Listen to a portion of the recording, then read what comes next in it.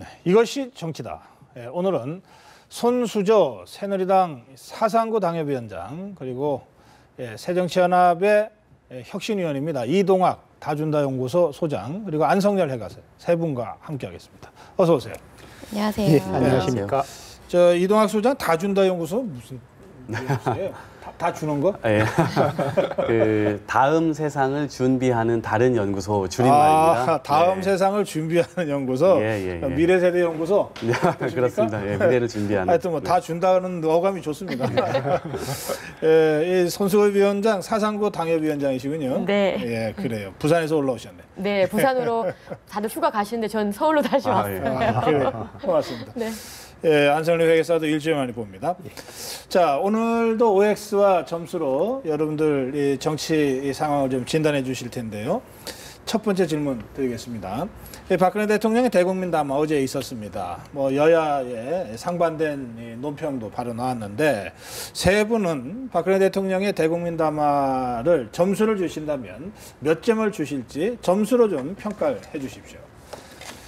예, 이 김무성 새누리당 대표는 4대 구조개혁의 시급성을 강조하고 경제 제도약을 위해 국민이 힘을 모아줄 것을 간곡히 부탁한 그런 이 대국민 담화로 평가를 한 반면에 문재인 대표는 대통령의 담화가 실망과 걱정만을 안겼다 이렇게 부정적 평가를 내렸습니다. 60점에서 100점까지 나왔네요. 그래요. 와. 그래요. 저 먼저 이 가운데 점수가 90점이네요. 손수호 위원장 먼저 왜 90점인지요? 네, 어제 핵심은 청년 고용 창출이었다고 생각합니다. 네. 예, 지금 이 청년 이제 실업 문제가 뭐 비단 한국만의 문제는 아니겠지만 정말 첩첩산중이지 않습니까? 그래서 이거에 대한 정말 돌파구가 없는 너무나 힘든 상황이었는데 박근혜 대통령께서 정말 이 노동 개혁을 정말 간절히 호소하시면서 청년 이제 실업에 대한 그런 문제를 해결해 주시는 돌파구를 마련해 주셨다고 보고 있습니다. 예. 지금 통계청에서 보면요, 20대 실업률이 41만 명. 이게 IMF가 막 끝난 그때보다 더 많은 수치예요. 이게 너무나 지금 힘든 상황인데 사실 청년들은 소수자잖아요. 조직이 있는 것도 아니고 목소리가 큰 것도 아니고 그런데 대통령께서 정말 이렇게 대변해 주시고 이렇게 앞장서 주시니까 전 점수를 깎을 필요가 없다. 저도 사실 내신 100점을 쓰고 싶었는데요. 그래? 10점을 남겨둔 거는 이제 시장에서 어떻게 반응하는지를 좀 볼 필요는 있다고 알겠습니다. 봅니다. 자, 그런데 이동학 혁신위원은 60점 주셨습니다. 네. 간신히 낙제를 면한 점수. 예. 네. 일단은 60점을 드렸던 이유는 기대감이 앞으로 그래도 정부니까 대한민국 정부니까 기대감을 좀 갖고 있어야 된다라고 하는 것 때문이고요. 지금 말씀하신 대로 청년 실업에 관해서 의지는 표현했지만 실제 실현할 수 있을 것인가에 대해서 저는 강력한 의문이 있습니다. 왜 그러냐 하면 이것은 사실 대한민국 경제가 너무 힘든 상황에서 노동 개혁이 아니라 사실은 경제 개혁 전체로 넓혀야 되는 거거든요. 네. 사실상 임금 피크제라고 하는 것이 청년들의 실업 문제를 확실하게 해결할 수 없다. 네. 저는 이미 정년 연장 되시는 분들도 지금 고용노동부 통계에 의하면 10만 명 정도 달하거든요. 그분들의 임금을 피크제 해가지고 깎인 그 임금 가지고 청년 실업을 해결하겠다. 네. 이것은 굉장히 뭐 단기적인 그리고 크게 효과를 보기 어려운 거예요. 그리고 실제로 기업에서 과연 그 대통령의 의지를 담아서 더욱더 청년 실업에 힘을 쓸 거냐. 네. 여기에는 정부의 강력한 알겠습니다. 의지가 전혀 보이질 않습니다. 대통령의 담화에도 불구하고 실현 가능성이 높지 않다. 네. 그러나 대한민국 정부의 발표이기 때문에 낙제점을 줄 수는 없었다. 그래서 네. 60점이다. 우리나라 이런 정부죠. 말씀이시네. 네. 알겠습니다. 자, 안성열 회계사 100점을 주셨어요. 예. 제가 사실은 저 두 분보다 나이가 더 많고 두 분이 청년이어서 어저께 담화에 사실은 최대 수혜자인데 너무 점수를 박하게 주신 것 같습니다. 예, 제가 보기엔 사실은 어제 담화는 그 단순한 좁은 노동 개혁의 문제가 아니라 성장, 복지, 안정 세 마리 토끼를 잡는 이 경제 개혁이고 복지의 그 새로운 패러다임의 변화이라고 봅니다. 네. 우리가 그동안의 복지라 하면은 퍼주기식 또는 지원식 복지였지만은 현대 복지는 일하는 복지입니다. 그래서 일이야말로 최고의 복지고 최고의 안정이고 최고의 성장이기 때문에 그것만 잘 된다면 우리가 어저께 대통령이 말씀하신 경제 도약, 경제 활성화, 네. 더 나아가서 경제 민주화까지도 가능하지 않겠냐 그렇게 생각합니다. 반론하시겠습니까? 네.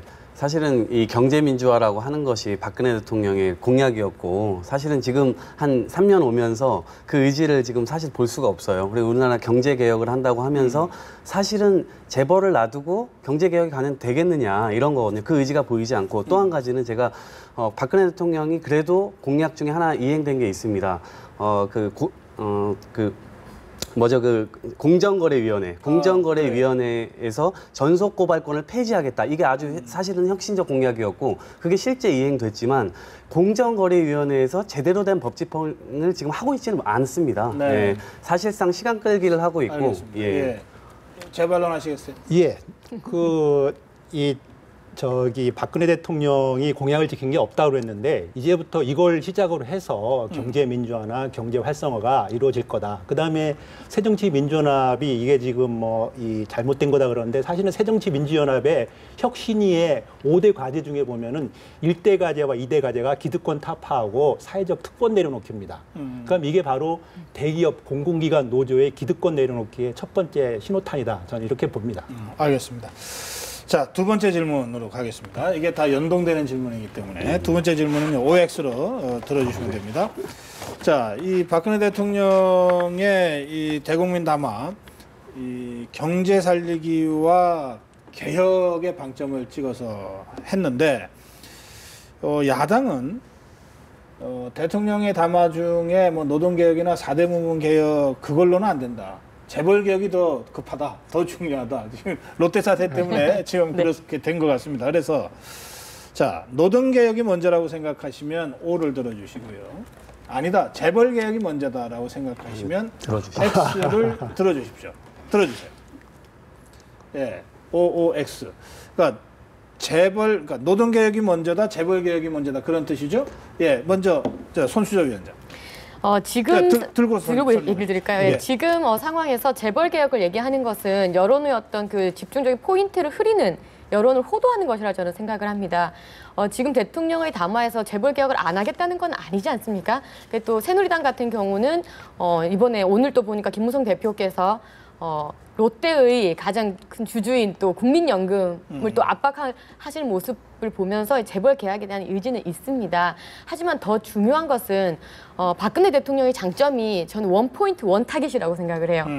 지금 그 포인트와 타깃은 노동 개혁 이꼴 임금 피크제 이꼴 청년 고용 증가, 청년 실업률 해소 이거라고 생각을 하는데 임금 피크제에 대해서 부정적인 시각으로 이게 현실화될 수 있을까라고 미리 그것에 대해서 알겠습니다. 안 좋게 생각하지는 않았으면 좋겠어요. 그러니까 재벌 개혁을 지금 상황에서 내세우는 것은 오히려 노동 개혁에 초점을 흐리는 것이다. 노동 개혁이 돼야 되고 이 노동 개혁으로 지금 이루어지는 게 청년 고용 증가세제도 있지 않습니까? 이런 재벌 부분이 개혁이 있습니다. 우선이라고 주장하신 거죠? 예.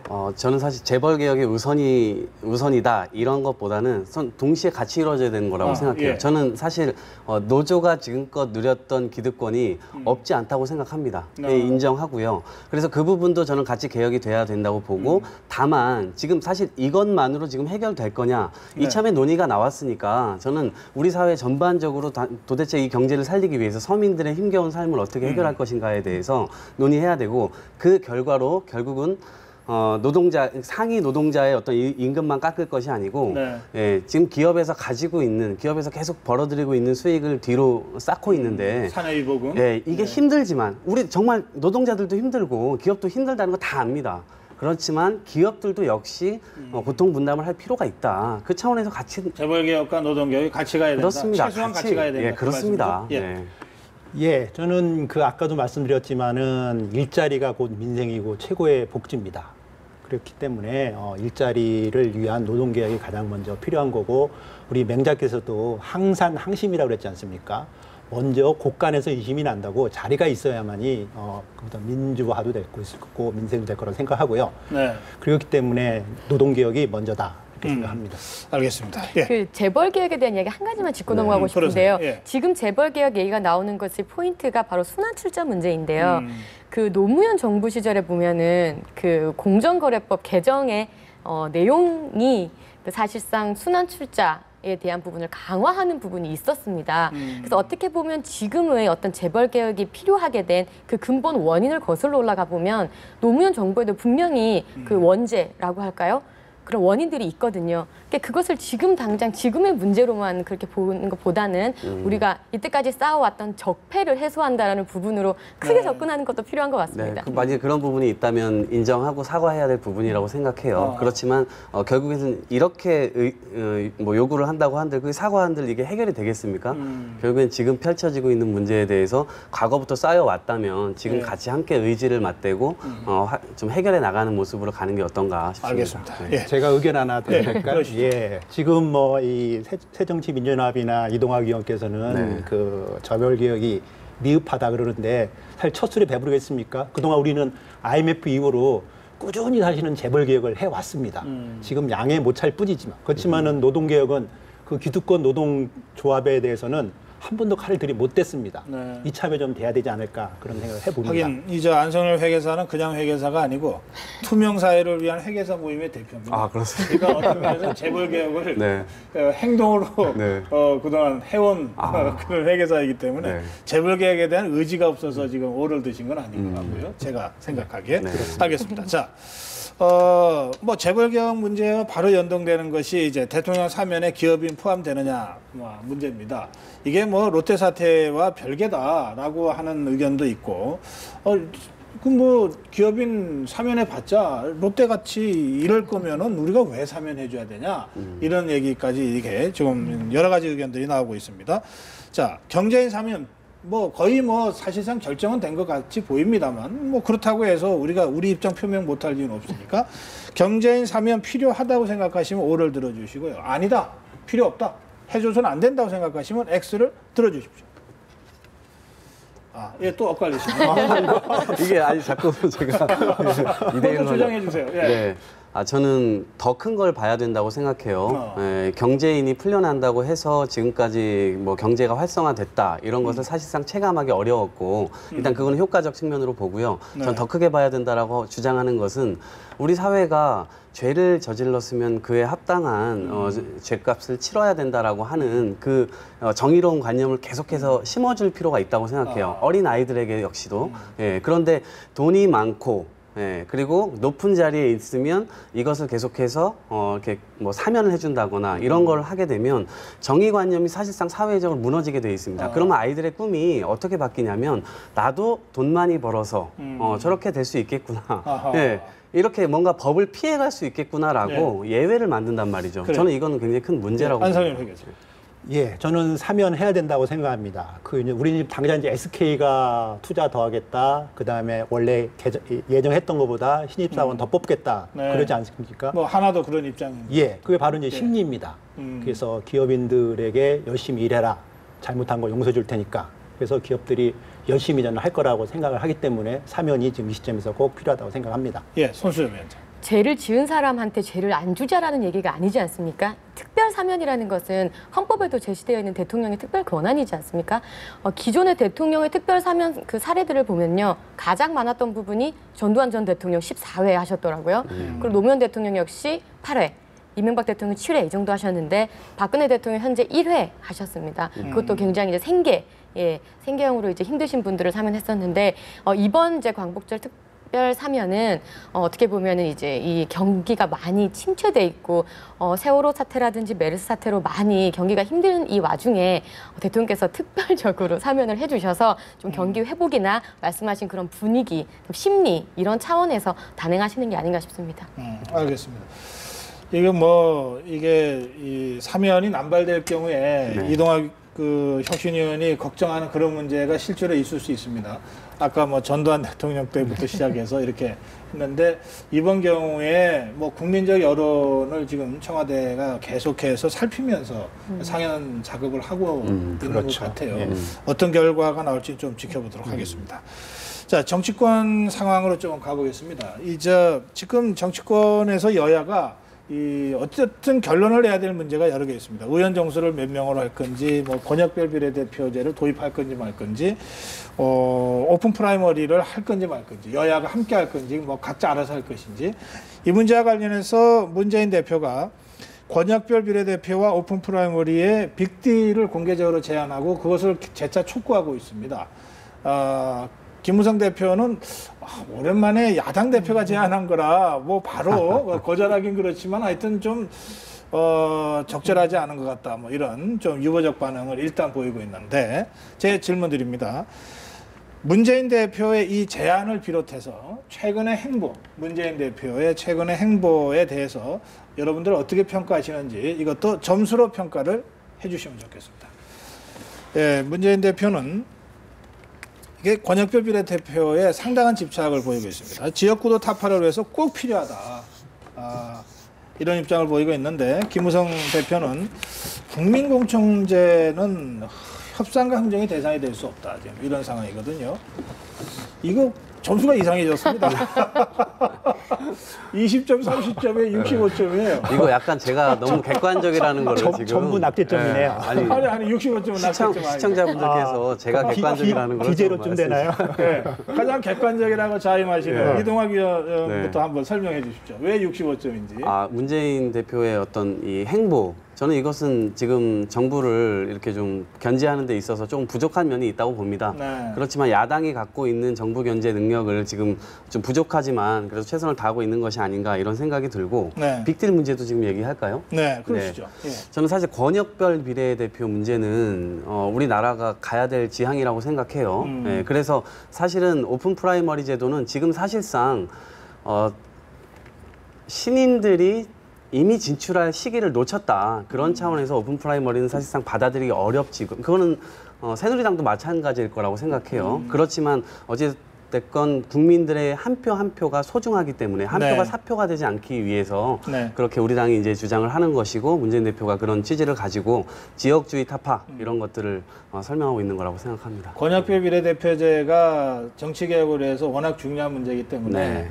오픈 프라이머리까지 네. 감수하면서도 그렇죠. 하려고 하는 것이다. 예, 그 의지를 보여주신 것이라고 그런 생각합니다. 면에서 65점 정도는 마땅히 줘야 된다. 이런 말씀이신데 문재인 대표 하면은 손수호 위원장 할 말이 많겠네요. 예, 30점 주셨네요. 네, 제가 가운데 점수니까 제가 객관적이라고 자임합니다. 저는 세 가지 얘기를 드리고 싶은데요. 첫 번째는 뭐냐면 당 내의 어떤 구심점 역할, 목소리를 모으지 못하셨다는 부분에서 낙제점입니다. 이번 빅딜론도 마찬가지지 않습니까? 이종걸 원내대표가 문재인 대표가 이 빅딜을 제안을 하자마자 그건 우리 당론이 아닌데라고 말씀을 하셨어요. 그러니까 이런저런 사안들에서 보면 지금 정부 견제 이런 것보다는 당 내부의 어떤 그런 통합 이런 부분들 더 신경을 쓰셔야 될 것 같아서 낙제점이고요. 두 번째, 그 빅딜을 제안을 하셨는데 딜의 그 같은 선상에 있지 않다고 생각합니다. 오픈 프라이머리 같은 경우는 이제 당 내에서 충분히 이제 이루어질 수 있는 공천권 문제인 것이고요.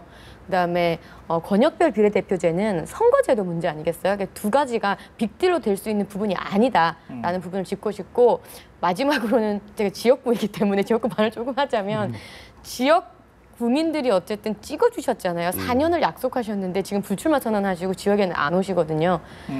그러니까 이거는 이혼을 먼저 한다고 얘기를 하고 결혼한 거나 마찬가지예요, 지금. 그래서 예, 그 국회의원으로 뽑아주신 분들이 지역에 있는데 안 오시는 부분에 대해서 지역 분들이 많이 서운해 하시니까 낙제점입니다. 지역민들의 서운함까지 얹어서 낙제점을 주셨다. 예. 예, 저는 더 점수를 짜게 줬네요. 저는 한마디로 말하면 김무성 곤마 만들기라고 봅니다. 우리 바둑에서 곤마 아시죠? 죽지도 못하고 살지도 못하고 아주 상황이 어려운 날. 괴로워지는 거예요. 예. 예. 그렇게 곤마 만드는 바람에 지금 앞으로 예측이 불허하게 됐습니다. 그래서 이게 더더군다나 문제는 당내에서 협의도 없이 돌출한 행동을 하고 네. 이게 전국 시끄러지는 거죠. 그래서 아주 낮은 제일 낮은 예. 점수 20점을 주셨습니다. 알겠습니다. 자, 김무성 대표에 대해서도 질문 하나 드리겠습니다. 심학범 의원이 성폭행 의혹에 연루되면서 탈당을 했습니다. 그러면서 새누리당 쪽에서는 뭐 탈당했더라도 처벌해야 된다 이런 의견들이 높아지고 있는데 그러나 탈당했으니 우리 당과 관계없다 뭐 이런 의견도 없지 않아 있는 것 같습니다. 그런가 하면 새정치연합 쪽에서는 김무성 대표가 사과해야 된다. 그런 주장을 이미 하고 있습니다. 그래서 제 질문, 심학봉 의원의 성폭행 의혹 사건과 관련해서 김무성 대표가 사과를 해야 된다고 생각하시면 O를 들어주시고 사과 필요 없다고 생각하시면 X를 들어주십시오. 사과해야 된다. 필요 없다. 사과 필요 없다. 예. 그리고 두 분은 사과해야 된다. 왜 필요 없다고 생각하십니까? 이게 뭐 김무성 대표가 시켜서 뭐 성폭행 한 게 아니잖아요. 예, 그런 차원에서 보면 일단 당으로서는 전 할 조치를 취했다고 봅니다. 그리고 사실은 그 의원이 사실은 국회 자체에서 아예 국회의원직을 박탈하는 어떤 저는 그 정도 수준을 해야지 사과 수준으로는 안 된다. 국회 전체가 결단을 해야 된다. 왜냐하면 국가대표이기 때문에 이러한 사건에 휘말릴 때일수록 국회가 자꾸 방탄국회가 되거나 뭐 그런 식으로 이루어지면 저는 국가의 어떤 이 뭐 기강이랄지 적어도 여성들이 보호받아야 되는데 예. 김무성 대표가 사과할 게 아니라 심학봉 의원의 의원직 제명을 추진해야 된다. 그렇습니다. 그런 말씀이시군요. 예. 사과해야 된다. 뭐 사실 저도 같은 의견입니다. 사과만을 얘기하는 것은 아니고요. 조금 더 새누리당에서 조금 더 강경적인 어떤 그 조치가 있어야 된다고 생각을 하는데요. 지금 경찰이든 교사든 원 스트라이크 원 아웃제 한 번 이제 성추행이나 이런 거 걸리면 이제 바로 파면이나 이렇게 되는 것을 추진하고 있는데 정치권은 그것보다 더 도덕적이고 더 모범적이어야 되지 않겠습니까? 그렇기 때문에 뭐 검찰 수사가 완결이 되든 안 되든 그걸 떠나서 도덕적인 부분들 그런 부분에서 책임을 지는 모습 그리고 당으로서 탈당했으니까 우리 일 아니야라고 선 긋는 것보다는 조금 책임지는 모습을 보여야 된다는 의미입니다. 그럼 김무성 대표가 사과도 하고 또 심학봉 의원에 대한 국회 차원의 이 조치는 그것대로 취해야 된다. 네. 예. 예, 저도 그렇게 생각하는데 이건 개인의 일탈로 치부할 게 아니라 네. 지금 심학봉 의원이 스스로 탈당을 한 거는 쉽게 말하자면은 그냥 탕아가 집 나간 꼴밖에 안 됐습니다. 그 잘못에 대해서 벌을 주고 일벌백계 해서 다시는 당 차원에서 그런 일이 있지 않도록 했어야 되는데 어물쩍 넘어가는 이런 행동 용서가 안 됩니다. 알겠습니다. 예. 자, 이제 김태호 새누리당 최고위원의 불출마 선언으로 또 이번 한 주가 좀 시끄러웠습니다. 대권에 도전하기 위해서 실력을 키우고 오겠다. 뭐 이런 취지의 발언도 그 불출마 선언 후에 잇따라 나왔습니다. 김태호 최고위원의 행보를 어떻게 평가하는지요? 이번에는 점수를 매기기가 좀 그래서 오자 토크를 하겠습니다. 5자로 김태호 최고위원의 행보 나는 땡땡땡땡땡 이렇게 본다. 이렇게 5자로 한번 써주시면 좋겠습니다.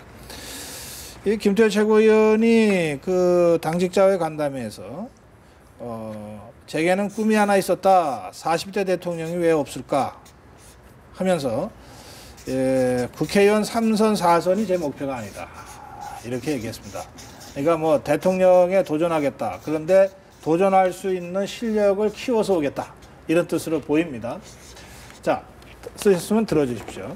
4년 끝까지 갈짓자 난행 나쁘지 않아. 그래요. 다 5자는 맞추셨어요. 자, 그 갈짓자 난행 이 뭡니까? 예, 지금 김태호 최고위원이 상당히 자가발전하고 있는 것 같습니다. 대권 후보를 하려면은 공인의식이 있어야 되고 공직자로서 소명의식이 있어야 되는데 잘 아시다시피 총리 후보 때 낙마하지 않았습니까? 이미 대통령이나 국민이나 국회로부터 이미 낙제점을 받은 분입니다. 그런 분이 대권 도전 운운하는 것 자체가 어불성설이라고 생각합니다. 그래. 나쁘지 않아. 네. 긍정평가를 하시는 겁니까?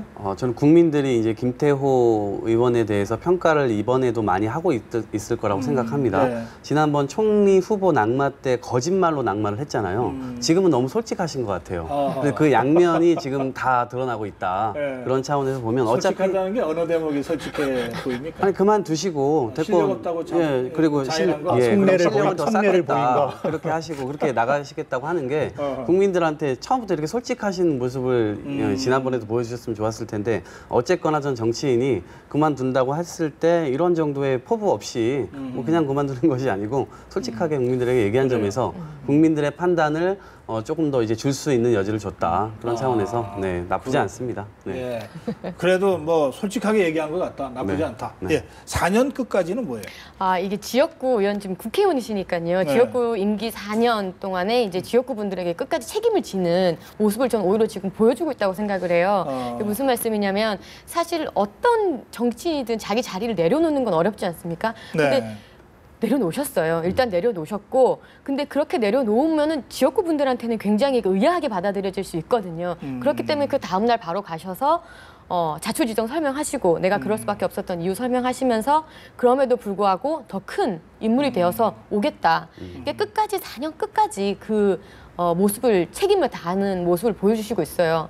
사실 또 이분 말씀을 드려 그렇지만 문재인 대표께서는 대통령 후보로 뛰시면서도 불출마 안 하셨었거든요. 예, 그런 모습에서 굉장히 대비되는 모습이다. 알겠습니다.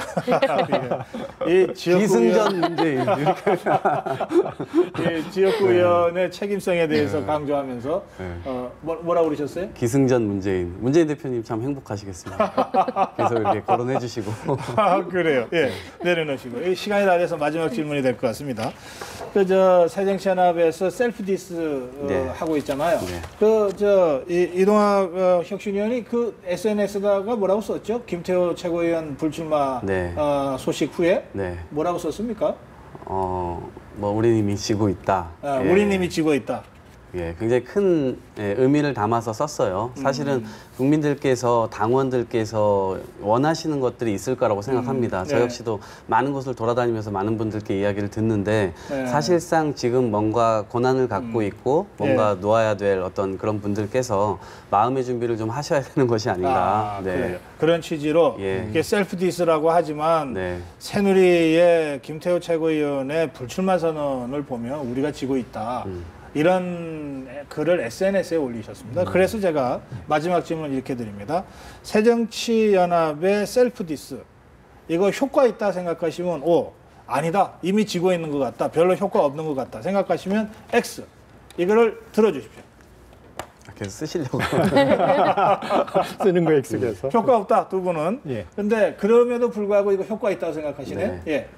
지금 셀프 디스라고 하는 게 손혜원 우리 홍보위원장님께서 오시고 나서 시작된 것인데요. 네. 이 흐름이 어디까지 갈지는 모르겠습니다. 다만 이제 당원들이 뭔가 새로운 어떤 뭐 열정이랄까요? 당에 뭔가 얘기를 네. 하면 이 사람이 뭔가 들어줄 것 같다. 그리고 이 사람에 의해서 당이 뭔가 변화해가고 있는 것 같다. 그리고 사실은 네 탓만 했는데 우리 당 스스로가 내 스스로가 뭘 잘못했다. 그 의미가 다소 희석될 수 있었더라도 예. 저는 그런 의미에서라도 알겠습니다. 적어도 많은 의미가 있었다. 그리고 봅니다. 앞으로 좀 더 진솔한 고백들이 나온다면 그게 더 깊어질 거라고 깊어질 봅니다. 것이다. 네네. 예. 또 그런 기대가 있다. 예, 그렇습니다. 효과 없다. 예, 이 셀프 디스가 자기 반성이나 자기 혁신을 보여줘야 되는 건데 가만히 보면 자기 자랑입니다. 박지원 의원 뭐라 그랬습니까? 호남만 생각해서 죄송합니다. 이재명 성남시장 성남만 챙겨서 죄송합니다. 이게 자기 자랑 아니겠습니까? 자기 지역에 대한 이게 어떻게 셀프 디스겠습니까? 알겠습니다. 예, 손수여 위원장. 네, 그 효과가 있었다면 아마 지지율 반등 효과가 있었을 겁니다. 하지만 그런 부분에 대해서 지지율 효과를 저는 못 봤다고 생각을 하고요. 마찬가지로 셀프 디스가 원래 이제 버락 오바마 대통령께서 이제 자기 반성을 하는 글을 올리면서 시작된 걸로 알고 있는데 보시는 분들이 대중들이 굉장히 공감을 하고 정말 말 못하고 있었는데 그런 디스가 있구나 했는데 지금의 새정치연합이 하는 거는 오히려 자기 자랑을 저렇게 우회적으로 표현하는 게 아닌가라는 것이 있기 때문에 지금까지는 효과가 없고요. 근데 이동학 위원께서 말씀하신 대로 앞으로는 정말 진솔한 반성이 나온다면 효과가 있을 있을 것이다. 수도 있다. 같이 생각합니다. 기대해 주세요. 예, 지금까지는 불쾌했습니다. 알겠습니다. 네. 예, 오랜만에 우리 젊은 정치인들하고 OX로 이 전국을 풀어보니까 저도 재밌었습니다. 말씀 잘 들었습니다. 고맙습니다. 고맙습니다. 감사합니다.